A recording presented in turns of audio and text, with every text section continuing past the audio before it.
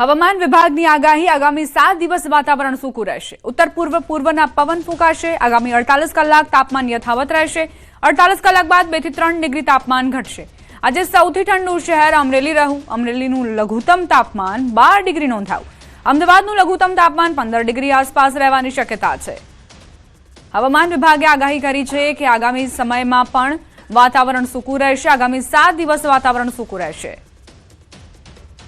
आने वाले 7 दिनों के लिए गुजरात स्टेट के सारे डिस्ट्रिक्ट खबर हैं जिसमें ड्राई वेदर प्रिवेल करेगा।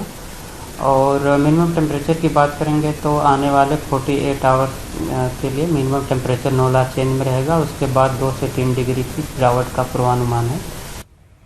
गुजरात प्रदेश भारतीय किसान संघनी विशेष बैठक मળી જેમાં કિસાનોને પડતી મુશ્કેલીઓ બાબતે ચર્ચા થઈ। ત્યારે ભારતીય કિસાન સંઘ કિસાનોને પડતી મુશ્કેલીઓ સાંભળશે અને ત્યારબાદ મહત્વનો નિર્ણય કરશે। વિવિધ મુદ્દે આવનાર સમયમાં કિસાન સંઘ શક્તિ પ્રદર્શન પણ કરશે। રાજ્યના 18,000 ગામડાઓમાંથી ખેડૂતો આવશે। ભારતીય કિસાન સંઘ દ્વારા આંદોલનની ચીમકી અપાઈ છે।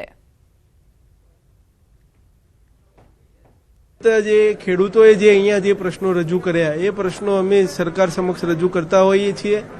અગાઉ પણ રજૂ કરી ચૂક્યા છીએ। એમ છતાં સરકાર દ્વારા કોઈ બેઠક ન બોલાવતા આજે વિશેષ કારોબારી બોલાવી અને ક્યાંક શક્તિ પ્રદર્શન પણ કરવું એવું સર્વાનુમતે વિશેષ કારોબારીએ ઠરાવ કર્યો છે।